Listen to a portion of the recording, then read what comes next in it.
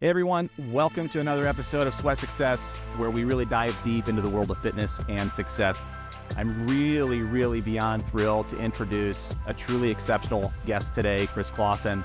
And you know, we have all of those kind of scenarios in life where you have a specific individual or individuals that inspire you, who advise you, they shape kind of your perspective and decision in your career and even in your personal lives. For me, that's my family. I've got some friends who've shaped that for me.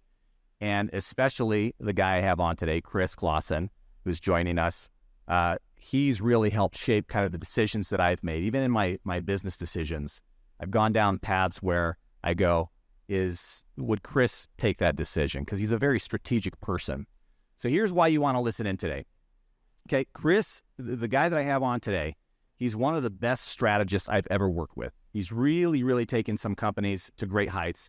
And I want to give you a little bit on his background because I can't do it justice if I just sit here and spitball out everything that I've got here stored in this cranium. But I can certainly tell you some of his achievements. I wrote some of these down, so I'm going to read these out to you. And I'm going to tell you about some of his stats. First of all, he was, and correct me if I'm wrong here, Chris, but you were an All-American athlete in college, inducted into the Hall of Fame at your university for your baseball career. You were drafted by the Atlanta Braves. After that, after your baseball career was done, you went and embarked on this journey into the fitness industry, and then you served as the chairman of the board for the Sports and Fitness Industry Association. I think you were there for 6 or 7 years, and you're still involved. Became the CEO of 2 of the largest fitness equipment manufacturers in the world. We're talking Johnson Health Tech North America, which is the parent company of Matrix. I work for that group, and that's where I met Chris. And the iconic Life Fitness, which I'm sure many of you are aware of. He played a huge pivotal role in the acquisition of Life Fitness, buying from Brunswick for $500 million, and then led both equipment companies to over or near $1 billion in annual sales. And you know, another thing about him is he's played a really integral part as an active team member in Augie's quest since its inception. What a remarkable organization that they do. They're dedicated to supporting research and development aimed at finding a cure for ALS. If you don't know much about Augie's Quest, go to augiesquest.org. Take a look at them, and if you have a chance to get involved, please do so and donate as well. So today, I want to explore really, Chris, your vision for the future of our industry, really based on the advancements in technology, innovations that are kind of like around the corner, how our current economic conditions are kind of evolving these trade dynamics, and which will probably impact the fitness world. So if you're a gym owner in tech, let's say tech doesn't change the game for you. Our gym's going to continue to thrive if the economic conditions change. So please welcome Chris Clawson to the show. Chris, really appreciate you being here. It's obviously a great pleasure of mine. I've always wanted to have this kind of conversation where I can put it in this format and share my learnings that I've had with you and let others kind of listen in. So if you wouldn't mind, just tell me, or tell the audience really, a little bit about your story and journey. Sure. Well, I think you've hit all the high spots. I always tell people, first of all, thanks for having me, Michael. I really do appreciate it. It's when you look at a calendar, you realize how fast time goes by. And I started working with you when I was at Johnson Health Tech almost 17 years ago, which is kind of hard to believe, given the fact that, you know, it's been a blink of an eye. And in that time frame, lots of things have changed in our industry and our lives. But, you know, it's an interesting conversation around my career because it looks, if you were to glance at or even pay attention to in detail to my resume, you would say, this guy had a plan. He was going to be in fitness, and look he started working in fitness almost 40 years ago, and he's still in fitness today. Wow, what a great execution of a plan that he had. And the reality is, and I tell this to people all the time, particularly young people who are embarking on careers, whether that be careers within careers, so they're looking at a change in career, or they're coming out of school and they're going into their first career. You know, if you do things that you're passionate about, that you care about, that you enjoy, it is amazing how you find your way to other opportunities that are commensurate with your expectations for what you're going to do to make yourself happy.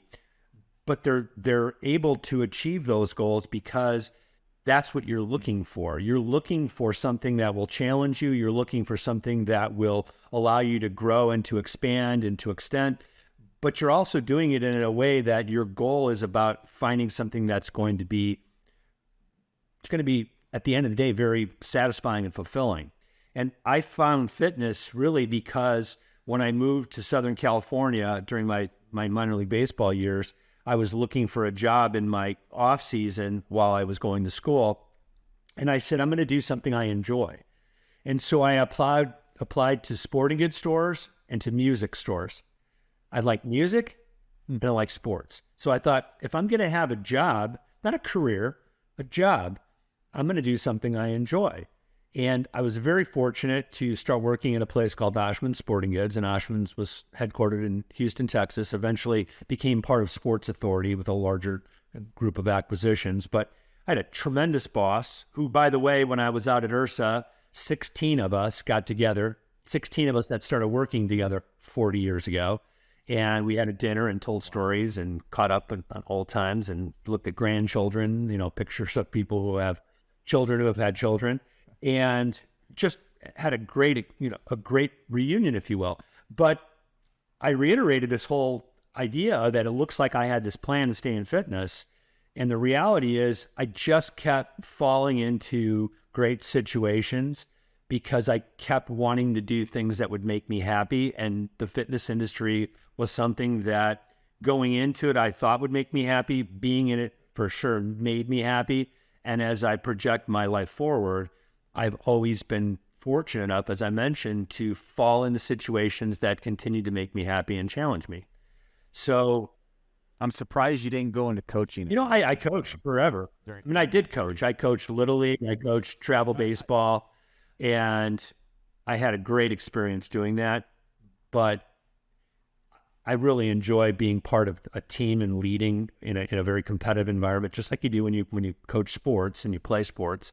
And for me, that's the fitness industry, and I enjoy competing. I will tell you the thing I would say this behind their backs, or in this case, in front of them.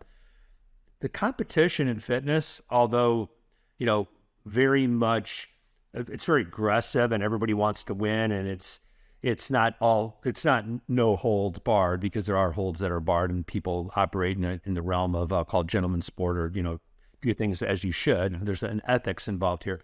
But particularly with Augie's Quest, as I started to fundraise, and my fundraising was very much focused on the manufacturer side and working with my competitors, I never had to ask twice for anything. It didn't matter if it was Muriel Alessandri at Techno Gym, or Paul Berner, Rob Barker at Precor, or Mark Zabel and Jason Lowe at Johnson Health Tech, Jeff Partrick at Hoist. It didn't really matter who it was. If I asked for a donation, they would send the donation. And so, although very competitive, everyone wants the deal and everybody wants to win, at the end of the day, it wasn't unusual for us to be at a trade show and go out and have breakfast and talk about the industry, or have a beer at the end of the show, or invite somebody into your trade show booth if you had cocktails in your booth, and just catch up and tell stories. So, yeah, it's been a great run for me. I started selling fitness equipment in 1984 in San Diego. And here we sit in 2023 and still out working in the industry. That's great. That's so how did you meet Augie? So I actually met Augie 3 times. So there's 3 different lives with my relationship with Augie. So the first time I met Augie was in 1991 at the NSGA show in Chicago. He worked for Life Fitness, obviously, was the CEO of Life Fitness, and I worked for a company called Diversified Products. And our trade show booths were across the aisle from one another. And I had family friends that knew Augie from California and had a relationship with Augie on the business side. And so he knew that I was in the fitness industry, and he had come across into our trade show booth and said, I'm supposed to find this kid, Chris Clawson. Is he here? And they said, no, he's not here, but he's at the show. He's just not here. So I came back and somebody said, hey, there's a guy looking for you. I go, what's his name? They said, I don't know, Augie something. And I go, Augie Nieto? And they go, yeah, that sounds right. And I said, oh, and their trade show booth was directly across the aisle. So I walked over there and I said, is Augie here? And they said, yeah, he's over there. So I walked up and introduced myself. So that was in the summer of 1991. Fast forward, it's the Super Show of 1994, and I'm interviewing for a job with Life Fitness. And I get off the elevator at the Westin, which is where they were staying, and I'm going to interview with the VP of marketing for a job in product management. And Augie and the gentleman who ultimately I would be reporting into, he was not part of the first phase of the interview process, were coming towards the elevator. And he said, "Hey, good luck with your interview. It's pretty exciting, huh?" And I said, "Yeah." I said, "Pretty amazing that just a few years ago we saw each other at a trade show, and here I am now."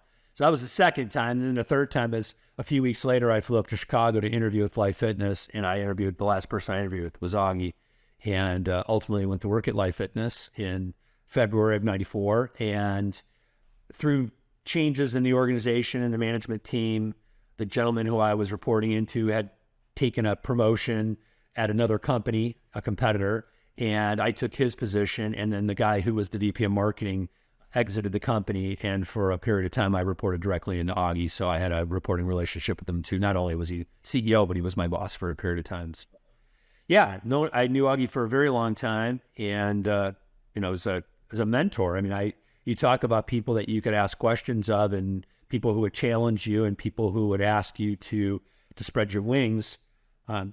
There were seminal moments in my life and my career, and maybe the most salient was when Brunswick acquired Life Fitness. We entered into a formal succession planning and talent review process.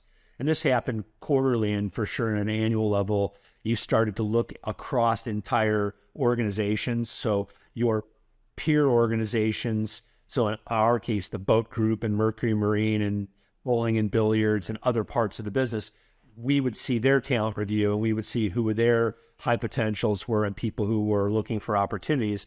And they also would see ours. So I was in a meeting with Augie.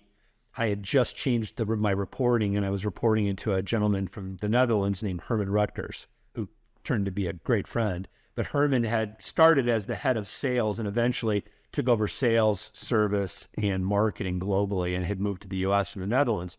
And I had only been reporting to Herman for several months and had been reporting to Augie for a couple of years. And Augie was at the head of the table on my left, and Herman was across the table, and Augie and I and Herman were talking about succession planning and talent review. And he said, "Chris, I want to ask you the question, where do you see yourself in the future? Not next year or the year after, but ultimately, where do you see yourself?" Mm-hmm. And I looked at him, and I could see the corner of his mouth start to come up into a smile, and I smiled too. And I said, "I want to be sitting where you are." And he said, "That's a great answer." He said, with our relationship with Brunswick and this talent review, and he was CEO at that time. He said, there's this 9 box, and you sit in the upper right-hand corner, which is high potential.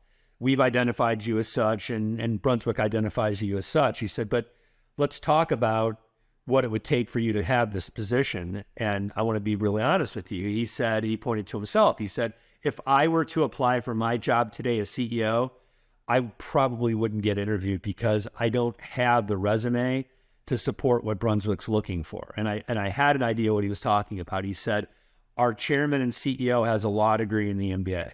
The gentleman who runs the boat group has a law degree. The gentleman that is the vice chairman has a law degree and an MBA. And the guy who runs Mercury Marine has a PhD in electrical engineering. Mm-hmm. He said, the hurdle is much higher. He said, so you need to think about going back and getting your MBA. And I said, already doing that. That was the first thing. He said, secondly, I know you're a sales guy and you came out of sales, but you haven't ever hit a number in this company.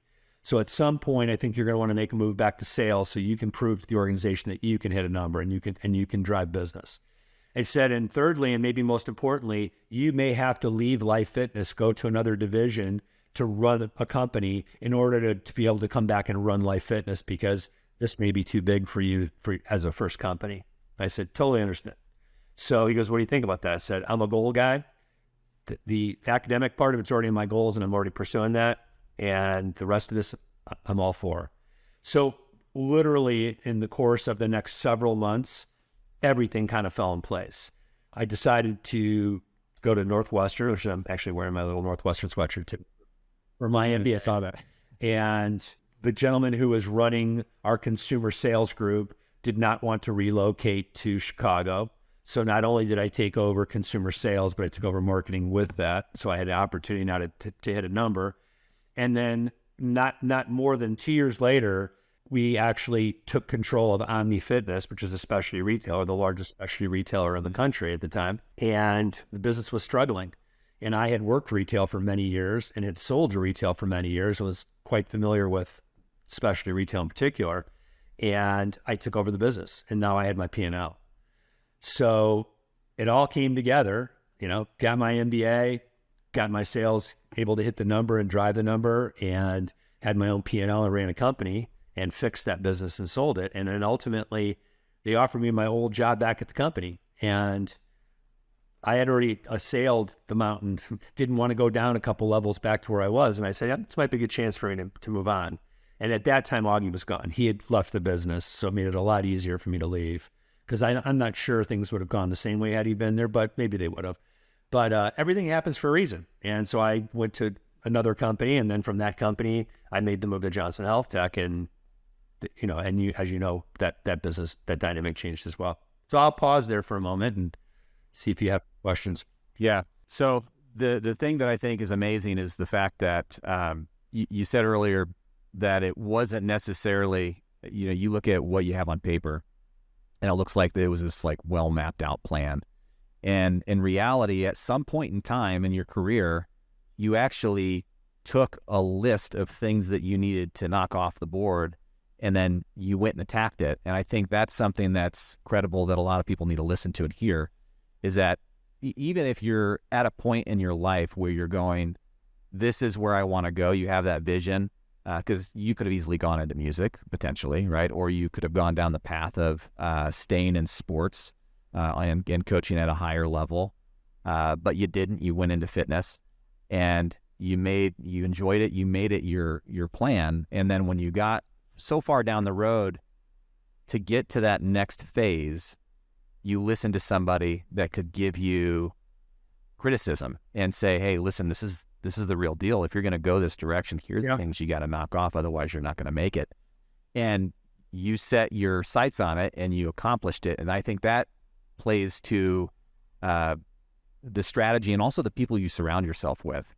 Because if you're surrounding yourself with people that may not give you that kind of advice, you may not have had that clarity to move forward. It's an interesting phenomenon. There are multiple leader types. And some leaders like to surround themselves with people who are non-threatening, less able, and therefore they're not looking over their shoulder, if you will, thinking that there's a threat from behind. And to me, that's the most ridiculous and debilitating way to lead, is you're basically seeing yourself as a player and you're competing for a position. So can you understand why a player, regardless of sport, would see somebody who's better than them as a threat? Absolutely. Could you see how if that person played the exact same position, they may not want them on the team for fear that they're going to take their spot. But when you look at a team where you play multiple positions, you want to have the very best people at every single position. So if you're a coach, so leaders are coaches and coaches are leaders. If you're a coach and you're a leader, in the case whether you're a manager, whether you're an executive, or whether you're the CEO of a company, you really want the very best people across the entire organization, across the entire functional responsibilities that you enumerate within your organization, right? If you have an org chart, you want every functional area to be outfitted with the best people, best equipment, and the greatest opportunity to succeed. So, yeah, I mean, I really do think that having the best people and then constantly challenging those people, and if they're not able to rise to the occasion, then going out and finding people who can actually make that leap and make you successful. And I do, You're a coach. I've been so fortunate to have great people in lots of different situations in my life, both above me as my peers and people that work for me. But part of that is having this feedback and being honest with people about their performance and things they need to improve on, things that they're doing well, but they can even do better, or things that they did are just absolutely surprising, and that, you take it as serendipity and say, hey, if you can keep repeating that, it'll be a miracle. So let's not count on serendipity. Let's actually make a plan and execute. But having great people is important. And I can't tell you how many people I've seen in my career that literally surround themselves with less than talent, for fear that they'll be outshone by those people, when the reality is that spotlight that gets shined on the team should shine on everybody. And if there's somebody in the shadow, if they're there because they're not capable, then you need to replace them with somebody who can step out of the shadow. Or if they're in the shadow because someone's putting them in the shadow, then you need to give them a chance to step out and stay to the light. Yeah, that's really good advice, Chris. I think that we're going to take a snippet of that, clip that thing, and use it. I want to jump into some of the things that are happening in the future. So, I mean, you've got such foresight, and you've done this with, a number of companies where you've looked at where the industry is at the current moment, and then looked into the future and said, okay, not that you're going to predict it, right? You're not Nostradamus identifying what's going to happen, but you certainly have had the ability to go, this is a very educated decision here on how this might play out. This is what needs to happen in order to be at the top. So where do you see things happening for future now? I mean, Ursa just happened. There's a lot that's going on with AI. Tech is moving at such a drastic rate. I mean, some people are saying that technology is moving and advancing so fast, they're comparing it to the impact of the Industrial Revolution. So we're looking at that, and you're going, man, what's going to happen? Peloton just announced the advancement in their category for AI trainers on demand. So what are your thoughts about what's happening with AI tech, with just new tech in general, and where people are moving to? Yeah, I see it as a pendulum, and depending on where your perspective is, the pendulum may swing very far. In other cases, people might look at it and say it's hasn't swung far enough. And, to me, the greatest opportunity in the fitness industry is to appeal to and attract the 80+% of the people globally that are not devotees of fitness and exercise. So, in the most developed countries, there's all sorts of, I'll call them wishful thinking numbers, but a very high participation rate, whether that be in Scandinavia, whether that be in England or the UK, whether that be in the United States, it's barely double digits. It's barely double digits. It's somewhere between 10, maybe 15% of the population that works out consistently and sees it as part of their lifestyle. There's another single-digit percentage of the population that dabbles once or twice or 3 times a month. But there's this 80+% of the population, and in some countries it's 95% plus, doesn't see any reason to work out, and fitness is not part of their lifestyle, and they don't see any reason to make it part of their lifestyle. So I do think figuring that out and trying to create compelling reasons for people to work out, and it's not necessarily the same message as it's always been. It's not just saying, well, you can lose weight or you can feel better or have more energy or perform better. Those messages are not new. Those are old messages. One of the things that could meaningfully change the needle is what I call the seatbelt law. And this has nothing to do with technology, but technology is part of this. I grew up in an era where my parents and their parents, and myself included, we never wore seatbelts. In fact, every car that my parents ever owned from the time I was a little kid had a seatbelt. It was just a lap belt to start out with, but it had a seatbelt. We just never wore it. And partly because nobody saw a reason to wear it, and secondly, it really didn't do much compared to what new technology does, right? So now when you have an adaptive seatbelt and it, moves and twists with you, and then not only does it secure you on impact, but it literally has the ability to absorb shock and, airbags and all that. Everyone knows this right here. But the singular thing that changed the dynamic around seatbelts was making it a law that you had to wear seatbelts, click it or ticket, right? We all remember that. If we're old enough, we remember the campaign. It was click it or ticket. People started wearing seatbelts because they didn't want to get a ticket. But whether it's because of that, it doesn't matter. It does save people's lives. I think when you incentivize and disincentivize people for behavior, the dynamic will change dramatically. So when you reward people for being exercisers, when you reward people for having good nutritional behavior, when you reward people for positive outcomes, people will dramatically change. Now, where technology comes into play is when technology can help you to, one, track and prove that you're doing what you say you're doing. Two, track and prove that you are improving and having better outcomes. That's a good thing. And also playing the other side of the coin, if you're not doing it and you're having bad outcomes, like when you have type 2 diabetes because you choose not to work out and you have a horrible diet and you put all this bad stuff into your own life, there should be consequences. Just like if you don't wear a seatbelt and you go through the windshield, the insurance company's going to go, really? I mean, why didn't you wear your seatbelt? I hope that people are going to see the value of, and I think when they see the value of exercise and better nutrition and better outcomes and all the positivity that comes through people's lives because of it, when that dynamic changes and there's rewards and there are consequences, like click it or ticket, people will change and that 80% will come into play. And that will be beneficial to society and to the individuals themselves. So I do think technology can be an enabler both on the tracking side as well as prescribing exercise, giving people lots of different options, ways to think, delivering it in all the places where their fitness life exists. So delivering it in their homes, in a club, in a boutique, at work, on vacation, in the field of play. Those are all places that you can to experience exercise, fitness, and sport. It's not one place, it's every place.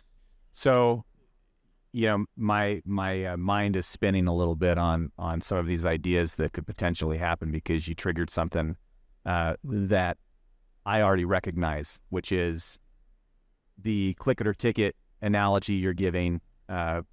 Push that into fitness. Right now we just switched over to Geico, right? And there's a Drive Easy app. So as long as I can track everything that I'm doing, how well I'm performing, how well my wife is performing in her vehicle, and if we don't perform very well, if we don't get good grades on our driving app, well then all of a sudden our insurance rate goes up. But if we get good grades, our insurance drops. So I think that same component, because they're doing it today with insurance, right? They're giving people, Blue Cross Blue Shield, these guys, or they're giving money to the users of exercise, those who actively go use their gym membership. They're essentially paying for it, or at least a portion. I don't think it's enough. Yeah, so you have that, but I think there has to be, to your point, some other component that they basically, maybe their insurance increases, maybe their premium. Yeah, I mean, look at this one, Michael. Or they're not hitting certain biomarkers. Yeah, and I'm not talking about people who have compromised immune systems. I'm not talking about people who have disease, people who have experienced physical maladies because they've been in a car accident and they had their back broken. We're talking about things that are totally within control of people.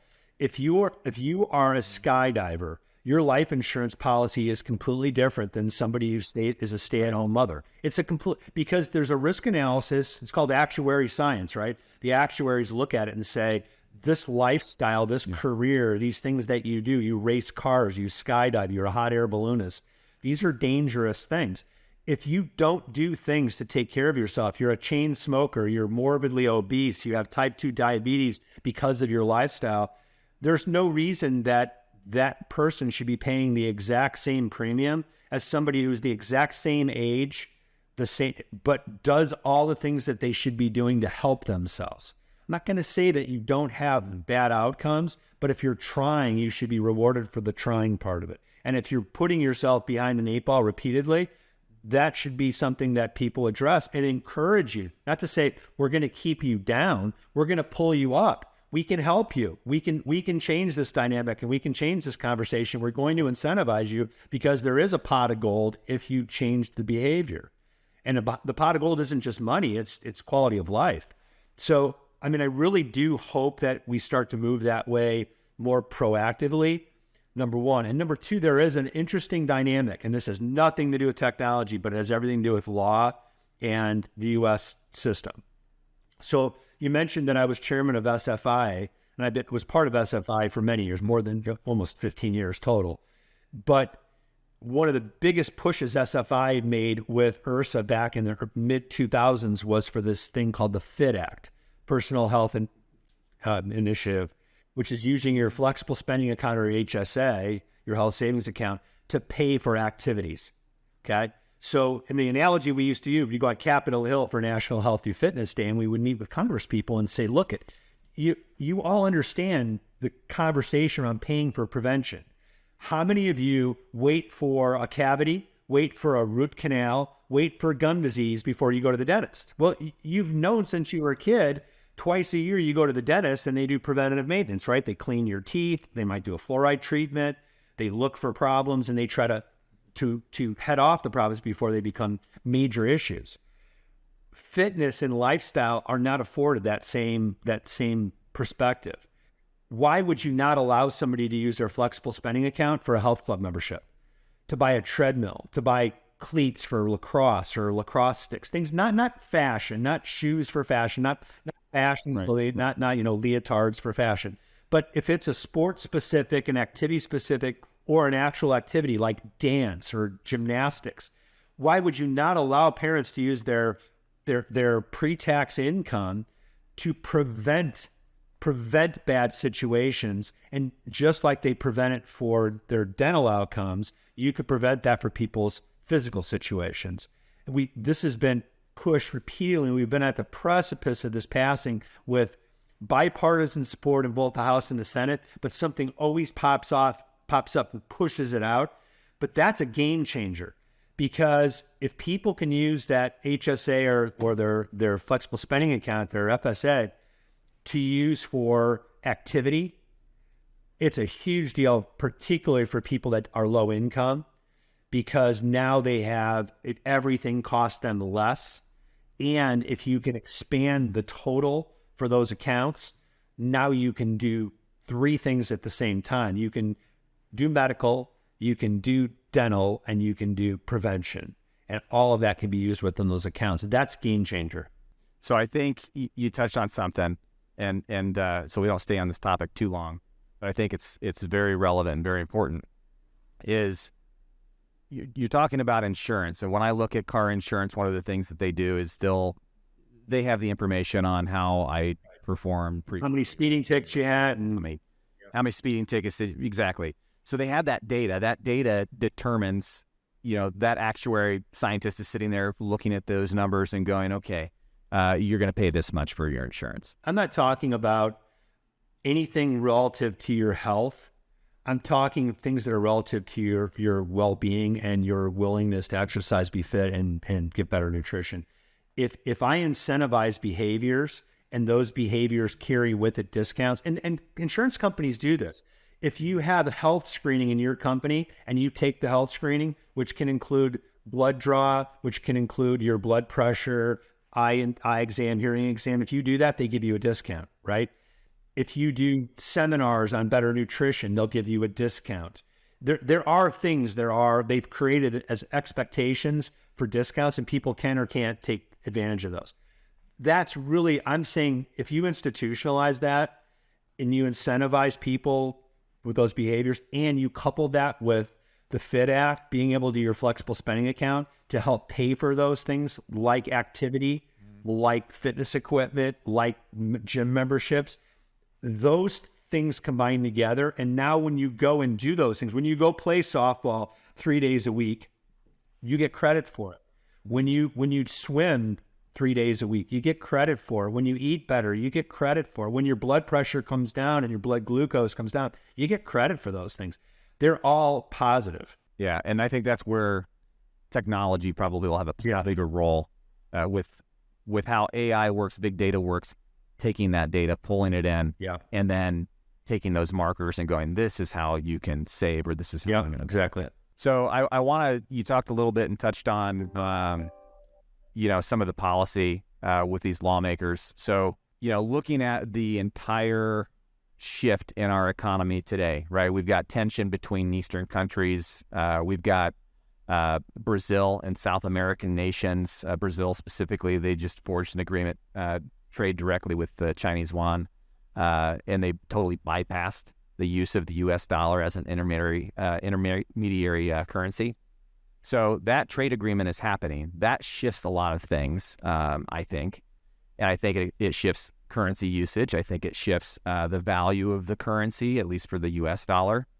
But for the gym owners, I think that might change the way that maybe products get manufactured, or the cost of those products, or the timelines for those products.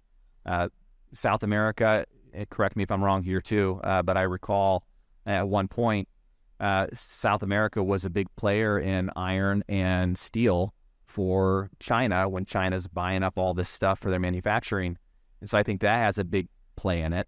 Talk a little bit about how that might affect fitness equipment. Yeah, there's a tremendous amount of instability in the world right now, geopolitically and even militarily. And that's not new. It's just more top of mind right now. Because if you go back through time here, then there's been tremendous instability across regions, right? You had issues throughout history, and not particularly the last 100 years. So, things have a way of creating all sorts of jeopardy, and that jeopardy creates more jeopardy. So specifically about some of the things you're talking about, I think that the areas where there's the greatest jeopardy, one is, I'll take the military and I'll just put it into a package here and say, there are a lot of military situations around the world. You have issues in the Middle East and continue to have issues in the Middle East. And those are across borders and within borders, right? You have revolutions happening in Syria, revolutions happening in Yemen. You have challenges across borders between Syria and Turkey and Iran, and all the things that we all know that are going on. It's been going on for quite a long time. You have issues in Venezuela, right? You have a government that's not friendly to the United States, but they also are one of the larger oil producers in the world, and that situation at dynamic has been an interesting one, because as we move further and further away from our own fossil fuels and our ability to create our own secure situation relative to our natural gas supplies and coal and oil, because we have plenty of that, more than anybody else in the world, we're calling on people that are necessarily not friendly to the U.S. We're calling on OPEC nations. We're calling on Iran. We're calling on Venezuela. We're calling on these people to produce more oil when we could do it all our own. So the energy situation, to me, is probably the most volatile and has the most implications across all industries. And the fitness industry isn't immune, because not only are the manufacturers susceptible to and affected by the cost of energy, but all of their gym members are susceptible in their own personal lives. And the gyms themselves are, because everything that they buy is affected by it, and everything they consume, whether it be electricity, whether it be where they heat and cool their facilities, everything is affected by the cost of energy. So if we can get that under control, if just in the US we could get the energy conversation back on track to say, why would we ever want to import something from somebody who, number one, isn't concerned about the environment, number two, doesn't have the concerns about the human condition like we do as Westerners, and Americans in particular? Why would we ever want to support them when we could do this ourselves and dramatically change the conversation around inflation and other things? And when you're talking about currency, the currency has other challenges and effects. And, we usurped the power from the British approximately around 100 years ago, where we became the world's financiers, and the world transacted in the US dollar. And that's a big deal, because that not only gives you a lot of political clout, but it gives you a lot of financial clout, and makes the ability for you to finance yourself and to finance others not only easier, but also cost less. So, it is a huge deal if we were to lose our position in the world as the bank for the world, if you will, and the people that influence decisions around financial institutions around the world. It's a huge deal, and the Chinese recognize that, and they're going after that for a reason. But what you have to do is you have to hope that the largest economies of the world will coalesce around who would you rather and who would you trust more, the United States of America or China. And the Brazilians don't think of things that way right now, but I'm hopeful that the rest of the world would look at that and say, I think the U.S. is a better choice. Well, I hope so, because it's a big shift, and it's definitely going to change reduced demand for the U.S. dollars. Like you said, it's going to shift the global economy and the influence that potentially we would have. Definitely going to affect trade agreements. I mean, we experienced some issues on taxation with trade agreements years ago, which affected the fitness industry, affected timelines for product to get here. And so now we're in this position again, and hopefully, we can kind of bounce back from it. And to your point, I hope other countries can come together and recognize who maybe they want to work with. But we're starting to dig a deep hole and go into left field. Yeah. But yeah, I think, and that's where the whole component of AI tech and new technology as it is going to play a large role, because if things do shift, there's going to be a lot more requirements on technology itself. Yeah, I would say this. And, there were large chunks of time where we considered the fitness industry to be recession proof. And then when we had a tremendous recession that we had in 2008, 2010, we said we're recession resistant. Okay. And COVID was not a recession. COVID was a pandemic. And so, are we pandemic resistant? No, because people didn't see fitness as being important, right? They lumped fitness in with taverns and restaurants as opposed to lumping it in with healthcare and well-being. But clearly, people do prioritize those who are into fitness and exercise. They prioritize that in their lives, and changes and fluctuations in the economy might change some of the decisions that they make. So they might move down a level in their expenses relative to their choices around health club memberships. Mm-hmm. They may do more things on their own because they can't afford to do some of the things that they used to do. But I don't think they fall out of fitness because of the economy. In some cases, they actually fall into fitness because they prioritize it over other things like going to the theater or dining out. They might say, I'm not going to compromise on my fitness because I want to feel good. I just won't eat out as much, or I won't go to the movies as much. Maybe I won't travel as much. But do you see people maybe going to the gym less often? When that whole shift with COVID happened, you had a lot of gyms either closing down, but also you had a lot of people who, when gyms weren't open, they were creating their own gym space in their house, buying commercial equipment or buying used commercial equipment. What are the commercial manufacturers? Yeah, that's out of necessity, though. They're going to develop more for the They consumer? didn't. This was one of the fatal flaws with people who were proposing to the world that there was a seminal shift in the marketplace, and that the people would never go back the way they were before because they've experienced this on-demand fitness environment and it's changed forever. And I said through the entire process, it's absolute nonsense. It's nonsense. So if you think about this, and this is to me is the most perfect analogy.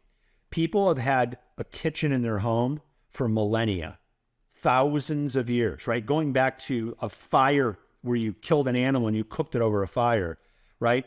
But at some point in time, people started to introduce this concept of eating out. It was a restaurant. And again, it goes back thousands of years. When you look at the world, when the pandemic hit, restaurants were shut down. There were places where you couldn't have a restaurant. And then there were places where you could have a restaurant, but it was only carryout, right?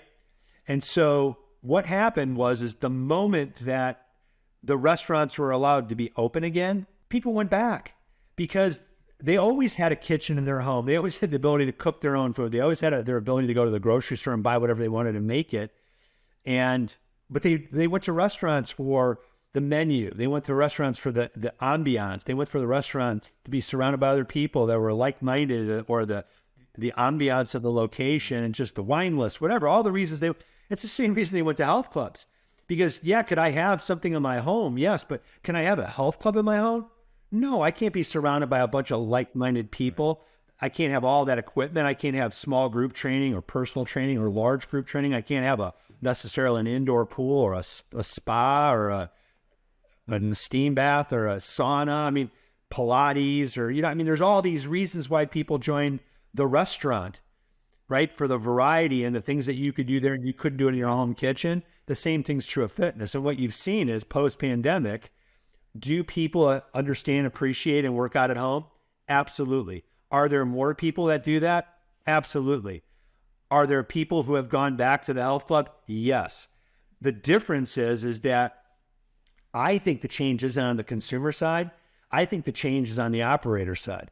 The operators for years saw home fitness as a threat, one, and two, they never understood that the exerciser has this continuum of places that they identify as being part of their fitness personality, their life.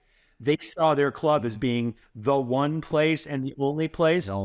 Instead of, as I said earlier, recognizing that if I'm an operator and I can connect with you in the club, that's great. And if my brand can resonate, that's great. If I can connect with you in your home, that's great. If I can connect with you on the road, on vacation, in your workplace, on the field of play, and lots of different ways that you think about your fitness life, the more places that I can be part of that conversation where my brand can resonate, the more successful I'm going to be.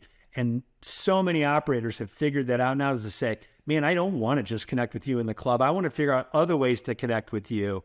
And it's really important that we do that, because that way you'll be more loyal to me and I'll be more loyal to you. So that's where I think this in-home connection to fitness, I've always been an advocate. We showed the research going back to the 1990s to say people who work out in their home are 60% more likely to stay members of health club than somebody who has no fitness equipment in their home and stops going to the health club. They literally fall off the wagon and never get back on. So I think the operators are the ones that have recognized the benefit here. And I think the people who were delivering content were living in a fantasy that the future was going to be all about technology and no one is ever going back to the club. And guess what? Look at their financial performance and it proves that to be true. It's not one or the other, it's one and the other. Chris, I really appreciate you being on today. I mean, the amount of foresight that I think people are going to gain from just this conversation, just you had so many pieces of information, gold nuggets that are so valuable. And I'm going to take those as snippets from this podcast. Thanks for having me on. Really appreciate it. I really appreciate it, Chris. Everyone, thank you for listening. This is Sweat Success, and please listen in, like the show, and Chris Clawson, he's been amazing today. Chris, thank you again. Really, you're welcome, my time. Take care.